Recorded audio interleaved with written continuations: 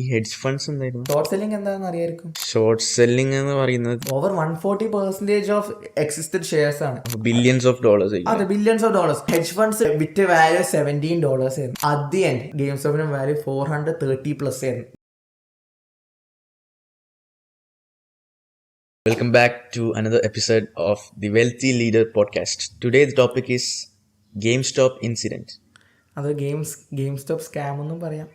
Okay, അപ്പോൾ ഈ GameStop എന്താണെന്ന് അധിക വ്യൂവേഴ്സിന് അറിയലുണ്ടാവില്ല. അതൊരു ഫിസിക്കൽ CDs ഗെയിമിംഗ് CDs വിൽക്കുന്ന ഒരു കമ്പനിയായിരുന്നു. അവർ അമേരിക്കയിൽ മാത്രമല്ല യൂറോപ്പിലും ഭയങ്കര ഫേമസ് ആയിരുന്നു. അവർക്ക് കുറേ ബ്രാഞ്ചസും ഫ്രാഞ്ചൈസീസ് ഒക്കെ ഉണ്ടായിരുന്നു. കാരണം ആ സമയത്ത് എന്ന് വെച്ചാൽ ഫിസിക്കൽ ഗെയിമിംഗ് CDs ആയിരുന്നു ഭയങ്കര പോപ്പുലർ. കാരണം PS4 PS3യിലും പിന്നെ ഗെയിം ബോയ് ഇറങ്ങും, അതിലും CD വേണം. ഇതിലൊക്കെ അവർ CDs ഉണ്ടായിരുന്നു. എല്ലാം ഡിജിറ്റൽ അല്ലേ? ഇപ്പം എല്ലാവരും മറ്റേ PS4+ Pro Plus എന്നെല്ലാം പറഞ്ഞ സബ്സ്ക്രിപ്ഷൻസ് ഉണ്ടായതുകൊണ്ട് അവരത് ഡിജിറ്റലി അവർക്ക് അതാണ് കൺവീനിയൻറ്റും. കുറെ കാർഡ്സും അതിന്റെ ബോക്സസും അതൊന്നും വേണ്ട, ഫിസിക്കൽ സ്റ്റോർസ് വേണ്ട, കുറെ കോസ്റ്റ് കട്ടിങ്ങും. പിന്നെ ഇത് ഭയങ്കര ഈസിയാണ് ക്യാരി ചെയ്യാൻ. പിന്നെ ഈ അക്കൗണ്ട് കുറെ മൾട്ടിപ്പിൾ ആൾക്കാർക്ക് ഷെയർ ചെയ്യാം. അതുകൊണ്ട് പക്ഷെ ഇത് ആ സമയത്ത് ഭയങ്കര പോപ്പുലർ ആയിരുന്നു. ഗെയിം CD ലൈന് വരിക. സാധാ ഫിസിക്കൽ ഗെയിമിംഗ് CDs നമ്മള് ഷെയർ ചെയ്യില്ലേ, മറ്റേ കോൾ ഓഫ് ഡ്യൂട്ടിന്റെ ഫിഫാന്റെ 2016 അങ്ങനെ ഉണ്ടാകുമ്പോൾ. അപ്പൊ ഇങ്ങനത്തെ ഗെയിമിംഗ് ഫിസിക്കൽ വീഡിയോ ഗെയിംസ് വിൽക്കുന്ന ഒരു സ്റ്റോർ ആയിരുന്നു GameStop. ഭയങ്കര ഫേമസ് സ്റ്റോർ, ഫേമസ് സ്റ്റോർസ്. അപ്പൊ അവർക്ക് ഒരു പബ്ലിക് IPO ഉണ്ടായിരുന്നല്ലേ? പബ്ലിക് IPO അവർ ഷെയർ ചെയ്തു. ആ സമയത്തെല്ലാം മോസ്റ്റ് കമ്പനീസും ഭയങ്കര ഫേമസ് ആകുമ്പോൾ IPO ഷെയർ ചെയ്യും. കാരണം അവർക്ക് ഗ്ലോബൽ എക്സ്പാൻഷൻ കിട്ടാൻ വേണ്ടിയിട്ട്. കാരണം ഞാൻ പറഞ്ഞില്ല, ഇവർ അമേരിക്കൻ കമ്പനി ആയാലും കൂടി ഇവർ യൂറോപ്പിലും ഭയങ്കര ഫേമസ് ആയിരുന്നു. അതുകൊണ്ട് ഇവർ IPO ഷെയർ ചെയ്തിരുന്നു. അത്രക്കും ഇൻവെസ്റ്റേഴ്സ് ഉണ്ടായിരുന്നു. പക്ഷേ ഈ ഡിജിറ്റൽ എറ വന്നപ്പം, ആ റെവല്യൂഷൻ വന്നപ്പം ഇവർ ഡെഡ് കമ്പനി ആവാൻ തുടങ്ങി. ഫിസിക്കൽ ഗെയിംസ് ഒന്നും ആരും വാങ്ങുന്നില്ല. കൺവീനിയൻസ് നോക്കിയിട്ട് ആൾക്കാർ വാങ്ങാതിരിക്കാൻ തുടങ്ങി. അന്നേരം ഇതൊരു ഡൈയിങ് ബിസിനസ് ആയി മാറി GameStop. അതെ, കറക്റ്റ്. കാരണം ആൾക്കാർക്ക് വേണ്ടണ്ടായി. ഡൈയിങ് കമ്പനി വെച്ചാൽ അവർക്കൊരു ഈ business out of the industry ആവാനുള്ള ഒരു പൊട്ടൻഷ്യൽ ഉണ്ടായിരുന്നു. അത് അവർക്ക് അത്രക്കും സെയിൽസ് കുറഞ്ഞ് അവർക്ക് തീരെ റവന്യൂ ഇല്ലാതായി. അപ്പം ഹെഡ്ജ് ഫണ്ട്സും ബാക്കി ഇൻവെസ്റ്റ്മെന്റ് ബ്രോക്കേഴ്സ് ഒക്കെ ഇതൊരു ഡെഡ് കമ്പനി ആയിട്ട് തീരുമാനിക്കാൻ തുടങ്ങി. ഈ ഹെഡ്ജ് ഫണ്ട്സ് എന്തായിരുന്നു? ഹെഡ്ജ് ഫണ്ട്സ് എന്ന് വെച്ചാൽ അൾട്രാ വെൽത്തി റിച്ചിന്റെ വെൽത്ത് മാനേജ് ചെയ്യുക, അവരെ വെൽത്ത് ഇൻക്രീസ് ചെയ്യുക, വേറെ വേറെ സ്ട്രാറ്റജീസ് ഉപയോഗിച്ചിട്ട്. അതിൽപ്പെട്ട ഒന്നായിരുന്നു ഷോർട്ട് സെല്ലിംഗ്. ഷോർട്ട് സെല്ലിംഗ് എന്താണെന്ന് അറിയായിരിക്കും. ഷോർട്ട് സെല്ലിംഗ് എന്ന് പറയുന്നത്, ഇപ്പം ഞാൻ നിന്റെ അടുത്തുനിന്ന് ഒരു 50 ഷെയർസ് വാങ്ങി 100 ദിർഹംസിന്. 50 ഷെയർസ് 100 ദിർഹംസിന് വാങ്ങി. ബോറോ ചെയ്യാൻ കേട്ടോ, ബോറോ ചെയ്യാം. ഓക്കെ, എനിക്ക് കടം തന്നെ. ഇനി ഇത് എന്റെ ഷെയർ അല്ല, ശരിക്കും നിന്റേതാണ്. പക്ഷെ ഞാൻ ഇത് വേറൊരാൾക്ക് വിൽക്കുകയാണ് 100 ദിർഹംസിന്. ഇമീഡിയറ്റ് ആയിട്ട് വിൽക്കുകയാണ് 100 ദിർഹംസിന്. ഇനി അതിന്റെ പ്രൈസ് ഒരു 50 ദിർഹംസ് ആയിരുന്നു ശേഷം കുറഞ്ഞ്. അന്നേരം ഞാനാണ് തിരിച്ചു വാങ്ങും. 50 ദിർഹംസിന് ഞാൻ തിരിച്ചു വാങ്ങും. എന്നിട്ട് നിനക്ക് ആ സ്റ്റോക്ക്, ഞാൻ ബോറോ ചെയ്ത സ്റ്റോക്ക് ആണല്ലോ, അപ്പൊ ഞാൻ നിനക്ക് തിരിച്ചു തരും. പ്രോഫിറ്റ് ഞാൻ വെക്കും. ഇപ്പൊ കുറച്ചുകൂടി സിമ്പിൾ ആയിട്ട് പറയണെങ്കിൽ, ഒരു കാർഡ് വെച്ച്, ഒരു പോക്കിമോൻ കാർഡോ അല്ലെ എന്തെങ്കിലും ഫുട്ബോൾ കാർഡ് എന്തെങ്കിലും, ഫുട്ബോൾ കാർഡ് ഞാൻ നിന്നെടുത്ത് ഒരു ബോറോ, ഇപ്പൊ മെസ്സിന്റെ കാർഡാണ്, മെസ്സിന്റെ കാർഡ് ഞാൻ നിന്നെടുത്ത് ബോറോ ചെയ്ത് എന്നിട്ട് വേറൊരാൾക്ക് 10 ദിർഹംസിന് ഞാൻ വിറ്റ്. അതിന്റെ വാല്യൂ ഹൈപ്പ് ഒക്കെ പോയപ്പോൾ ഒരു 5 ദിർഹംസ് ആയി. അപ്പൊ ഞാൻ 5 ദിർഹംസിന് തിരിച്ച് ആ മെസ്സി കാർഡ് വാങ്ങി നിനക്ക് തിരിച്ച് റിട്ടേൺ ചെയ്തു. അപ്പൊ 5 ദിർഹംസ് ഗ്യാപ്പ് ഉണ്ടല്ലോ, അത് ഞാൻ വെക്കും. ഇതാണ് ഷോർട്ട് സെല്ലിംഗ്. അപ്പൊ ഈ ഹെഡ്ജ് ഫണ്ട്സ് GameStop ഒരു ഡൈയിങ് കമ്പനിയായി കണ്ടപ്പോൾ GameStopന്റെ സ്റ്റോക്സ് ബോറോ ചെയ്തല്ലേ, എന്നിട്ട് അത് വേറൊരാൾക്ക് കറന്റ് പ്രൈസിന് വിറ്റ്. ഇത് പ്രൈസ് കുറച്ചുകൂടി ഫെയിലിംഗ് ബിസിനസ് ആയതുകൊണ്ട് സ്റ്റോക്ക് പ്രൈസ് കുറഞ്ഞപ്പം സ്വാഭാവികമായിട്ടും പിന്നെ ആൾക്കാർ അത് വെച്ചോണ്ട് നിൽക്കൂലല്ലോ. ഇവർ ഒരു ലോങ് ടേം ആസറ്റിൽ അവർ ഹോൾഡ് ഓൺ ചെയ്യല് അതിനൊരു ഇൻക്രീസിങ് പൊട്ടൻഷ്യൽ ഉണ്ടാവുമെന്ന് കാണുമ്പോഴാണ്. അതായത് ഇപ്പം നമ്മൾ ടെസ്ലയിലും ആപ്പിളിലൊക്കെ ഞാൻ ഇൻവെസ്റ്റ് ചെയ്തില്ലെങ്കിൽ, ഞാൻ ഇൻവെസ്റ്റ് ചെയ്യുന്ന ആളാണ്, നീ ഇൻവെസ്റ്റ് ചെയ്യുന്ന ആളാണ്. അപ്പോൾ നമ്മൾ എന്താ അതിലെങ്ങനെ ഹോൾഡ് ഓൺ ചെയ്യുന്നത്? കാരണം അത് 3 ട്രില്യൺ കമ്പനിയാണ്. ഇപ്പം $3 ട്രില്യൺ ആണെന്ന് തോന്നുന്നല്ലേ.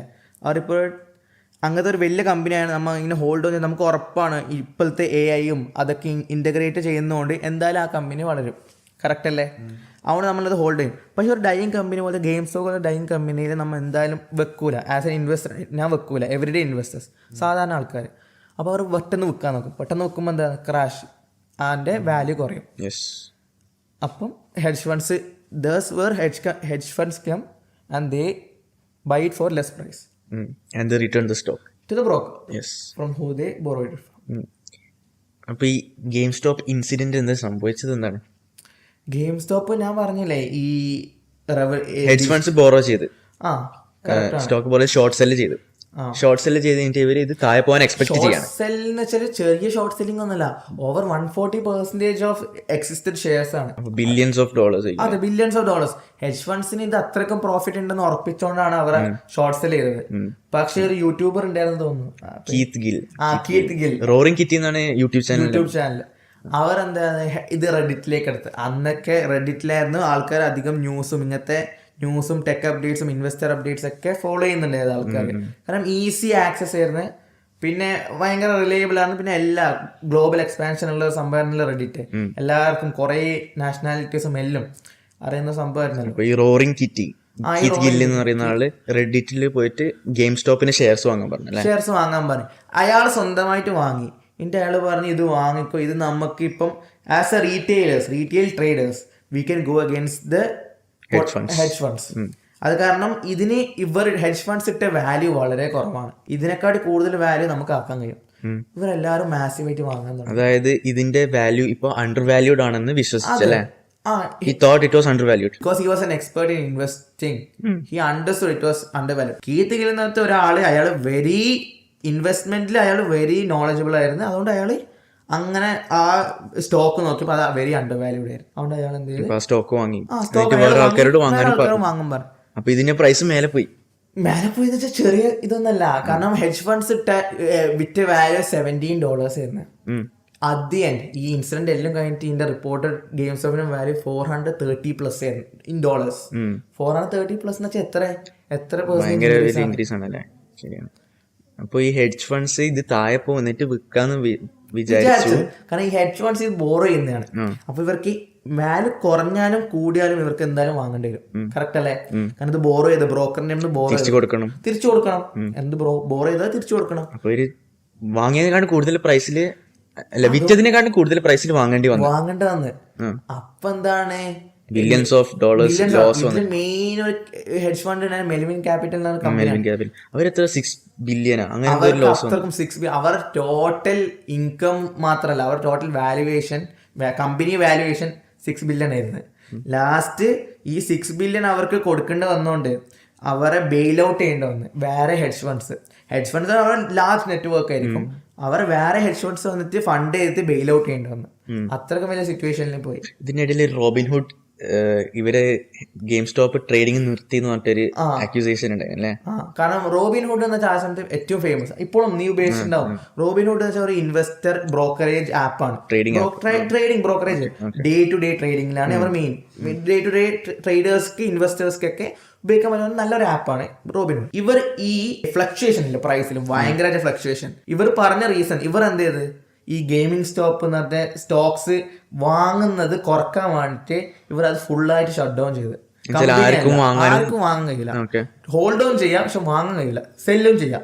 കാരണം സെല്ല് ചെയ്താൽ അതിന്റെ നല്ല മാസീവ് സെല്ലിംഗ് ആണെങ്കിൽ അവർക്ക് വിൽക്കാൻ കഴിയും, പക്ഷെ വാങ്ങാൻ കഴിയില്ല. അപ്പം വാല്യൂ അധികം കൂടാണ്ടിരിക്കാം. പക്ഷെ ഇവർ പറഞ്ഞ റീസൺ ആണ് ഏറ്റവും കൂടുതൽ ക്രിറ്റിസിസം ഇവർ അട്രാക്ട് ചെയ്തത്. കാരണം ഇവർ പറഞ്ഞ റീസൺ എന്ന് വെച്ചാൽ ഇത് ഭയങ്കര വോളറ്റൈലാണ്. വോളറ്റൈൽ എന്ന് ഉദ്ദേശിക്കുന്നത് സ്റ്റോക്കിംഗ് ടേംസിൽ പ്രൈസസ് ഭയങ്കരമായിട്ട് ഫ്ലക്ച്വേറ്റ് ചെയ്യുന്നതാണ് വോളറ്റൈൽ എന്ന് ഉദ്ദേശിക്കുന്നത്. ഒരു സ്റ്റേറ്റിൽ നിന്ന് വേറെ സ്റ്റേറ്റിലേക്ക് പോകുന്നത്. ഇതിപ്പോൾ $10s നിന്ന് $100s മാറുന്നത്. അതാണ് ഈ റോബിൻഹുഡിന്റെ പ്രശ്നം ഉണ്ടായിരുന്നത്. അപ്പോഴാണ് ഈ എലോൺ മസ്കും അവരൊക്കെ വന്ന് കമന്റ് ചെയ്തത്.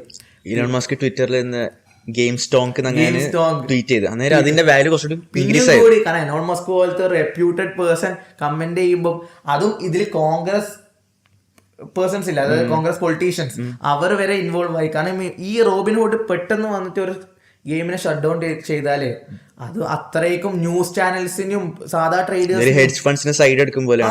പിന്നെ ഭയങ്കര അത് റിഗ്ഡ് ഇല്ലേ? കാരണം ട്രേഡിംഗ് എന്ന് പറഞ്ഞത് നമ്മളിപ്പം ആൾക്കാർ ഒരു ലൈവ്ലിഹുഡിന് വേണ്ടി ചെയ്യുന്ന സംഭവമാണ്. അതിപ്പം അൾട്രാ വെൽത്തിക്ക് മാത്രം വേണ്ടിയിട്ട് ഭയങ്കരമായിട്ട് കോൺഫിഗർ ചെയ്താല് സാധാ ട്രേഡേഴ്സ്. ഈ റോബിൻഹുഡ് ഹോൾ കോൺസെപ്റ്റ് തന്നെ giving back to the poor. അതെ, giving back to the poor ആണ്. ഈ പൈസ ഉള്ള ആളെ നിന്ന് കട്ടെടുത്തിട്ട് നമ്മൾ റോബിൻഹുഡ്സ് സ്റ്റോറീസ് എന്താണ് ഈ പൈസ ഉള്ള ആളെ നിന്ന് എടുത്തിട്ട് പൈസ ഇല്ലാത്തവർക്ക് കൊടുക്കാൻ. അതാണ് നല്ല കോസിന് വേണ്ടിയിട്ട് മോശം ചെയ്യുന്ന ആൾക്കാർ. പക്ഷെ ഇവർ എന്താണ്, ഇവർ സപ്പോർട്ട് ചെയ്യുന്ന ഹെഡ്ജ് ഫണ്ട്സിനും ഈ ബില്യനേഴ്സിനുമാണ്. അതിനെന്താ കാര്യം? അപ്പൊ റീസൺ പറഞ്ഞത് to protect retail investors from volatility. അത് ആ റീസൺ ആൾക്കാർക്ക് ഇല്ല, അതെങ്ങനെ ഇതാക്കല്? കാരണം ഇവർ ഈ ഡേ ടു ഡേ ഇൻവെസ്റ്റേഴ്സിന്റെ സ്റ്റോക്കിന്റെ വാല്യൂ കൂടല്ലേ.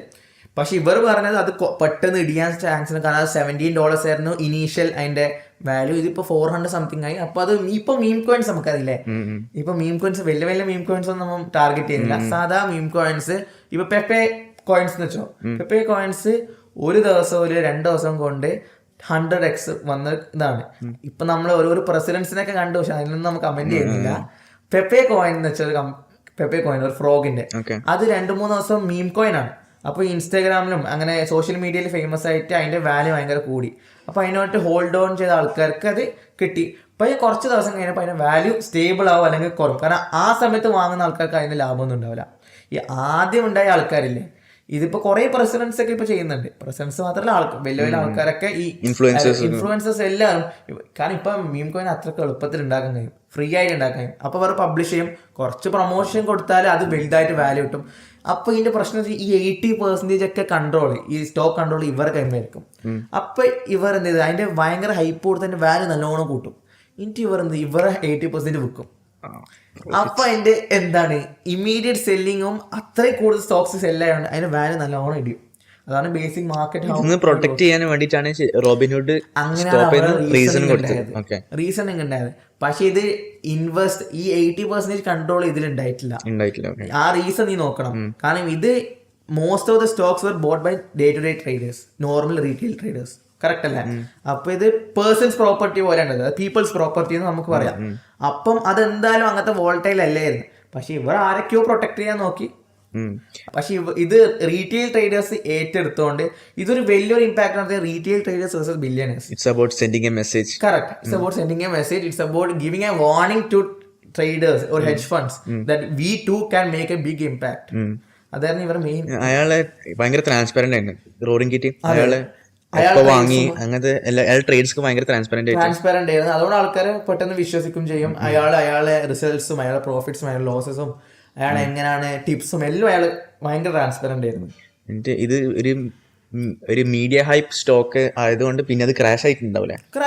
അതിന്റെ ശേഷമുള്ള ആഫ്റ്റർ എഫക്ട്സ് ഒന്നും നമുക്ക് ശരിക്കും ഈ സ്റ്റോറിനെ കുറിച്ച് അറിയില്ല. കാരണം ഇത് കുറെ മുമ്പ് നടന്നുകൊണ്ട്, ഇത് 2-3 കൊല്ലം മുമ്പല്ലേ. Is it safe to say people made millions? Maybe people who held it on or some people, അതായത് ഇവര് ഇതിന്റെ വാല്യൂ കൂട്ടാൻ വേണ്ടി കുറച്ച് ആൾക്കാർ വാങ്ങി വെക്കുന്ന സംഭവം ഉണ്ടായിട്ടുണ്ടാവും. പക്ഷെ അതല്ലാതെ ഇത് വാങ്ങി വെച്ചിട്ടുണ്ടാവില്ല. അപ്പോൾ 434 ഒരു സ്റ്റേബിലൈസ് ആയോ, അല്ലെങ്കിൽ ഇവർക്ക് എന്തായാലും 17-നെക്കാട്ടി കൂടുതൽ അതിന്റെ വാല്യൂ ഉണ്ടായിട്ടുണ്ടാവും. അത് ശരിക്കും ആ ഗെയിമിംഗ് സ്റ്റോപ്പ് എന്ന കമ്പനി റിവൈവ് ആയി ഈ സംഭവം കൊണ്ട്, IPO ഷെയർസ് കൊണ്ട്. അപ്പം അങ്ങനെ നോക്കുമ്പം people must have made millions, but people must have also lost a lot. Hedge funds lost billions because their idea was all about it crashing down, they buying it back. Yes, but what happened was the direct opposite. ഇപ്പോഴും ഉണ്ട് തോന്നുന്നില്ല game സ്റ്റോപ്പിന്റെ ഒരു hype. ഉണ്ട് ഇപ്പോഴും. അതിന്റെ ഒരു effect, after effects ആൾക്കാർ ഇപ്പോഴും ഫീൽ ചെയ്യുന്നുണ്ട്. ആ ഹെഡ്ജ് ഫണ്ട്സ് ഒക്കെ ഇപ്പൊ എന്തായാലും നമ്മൾ അത്ര അപ്ഡേറ്റ്സ് ഇല്ലെങ്കിലും ആ ഹെഡ്ജ് ഫണ്ട്സ് ഒന്നും അത്ര വലിയ തിരിച്ചത്ര സക്സസിൽ എത്തിയിട്ടില്ല.